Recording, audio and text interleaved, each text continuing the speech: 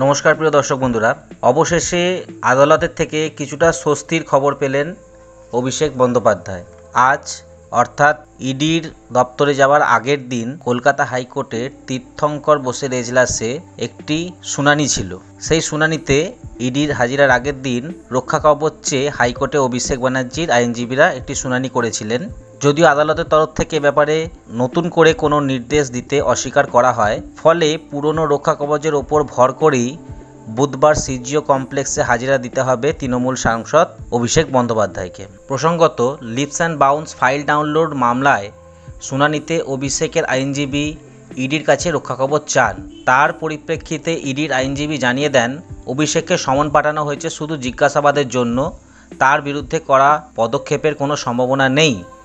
ইডির আইনজীবী জানান, সমন পাঠানো মানেই কড়া পদক্ষেপ নয়, কিন্তু তথ্যের জন্য জিজ্ঞাসাবাদ করা প্রয়োজন, তাই সমন করা হয়েছে। ওরা নিজেরাই ভেবে নিচ্ছে গ্রেপ্তার করা হবে। আদালতে ইডির বক্তব্য, এই মামলা দীর্ঘদিন ধরে চলছে, তাই এবার এটা শেষ করার সময় এসেছে। এছাড়া বিচারপতি অমৃতা সিনহা 14 সেপ্টেম্বরের মধ্যে এই মামলার অগ্রগতি নিয়ে রিপোর্ট চেয়েছেন, তাই দ্রুত তদন্ত শেষ করতে চায় ইডি। দ্রুত তদন্তের স্বার্থেই অভিষেককে ডাকা হয়েছে, যার প্রেক্ষিতে বিচারপতি তীর্থঙ্কর ঘোষ জানিয়ে দেন, ইডি যেহেতু মৌখিক আশ্বাস দিচ্ছে, তাই অভিষেকের বিরুদ্ধে আপাতত কড়া পদক্ষেপ করা হবে না।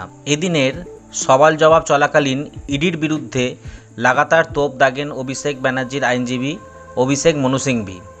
তিনি বলেন, ইডি অভিসন্ধি আছে, সেই অভিসন্ধি নিয়েই সমন হয়েছে, কোনো তথ্য নেই, তাও সমন পাঠানো হচ্ছে। এরপরই ইডির তরফে আইনজীবী রাজু বলেন, আমরা বলিনি গ্রেপ্তার করা হবে, কোনো কড়া পদক্ষেপ নয়, আমরা কিছু প্রশ্ন করতে চাই, তাই তথ্য জোগাড় করার জন্য ওনাকে ডাকা হচ্ছে। এরপরই বিচারপতি তীর্থঙ্কর ঘোষের বক্তব্য, কোনো পদক্ষেপের আগে একটু অপেক্ষা করার পরামর্শ দেব। সমন দেওয়ার অধিকার আছে, রেড করারও অধিকার আছে, তবে আদালতে বিচারাধীন বলে কোনো কড়া পদক্ষেপ যেন না করা হয়। এছাড়াও 19 সেপ্টেম্বর এই মামলার শেষ শুনানি আছে। ওদিন লিখিত বক্তব্য দেবেন উভয় পক্ষের আইনজীবীরা, তারপর রায় দেবেন বিচারপতি। এদিকে 13 সেপ্টেম্বর রয়েছে ইন্ডিয়া জোটের কোঅর্ডিনেশন বৈঠক কমিটির প্রথম দিন। সেখানে হাজিরা থাকার কথা ছিল তৃণমূল কংগ্রেসের সর্বভারতীয় সাধারণ সম্পাদক অভিষেক বন্দ্যোপাধ্যায়।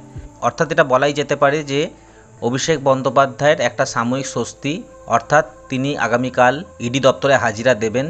যেহেতু আদালত থেকে কড়া পদক্ষেপ নয় এমনটাই জানানো হয়েছে, অবশ্যই অভিষেক ব্যানার্জির কাছে এটি একটি স্বস্তির খবর। অবশ্যই দর্শক বন্ধুরা, আপনারা আপনাদের মূল্যবান বক্তব্যটি কমেন্ট সেকশানে জানাবেন। এই ছিল আজকের একটি শর্ট আপডেট। আবার কালকে কি হয় তার আপডেট জানার জন্য চোখ রাখুন আমাদের ইউটিউব চ্যানেলে। নমস্কার, ধন্যবাদ।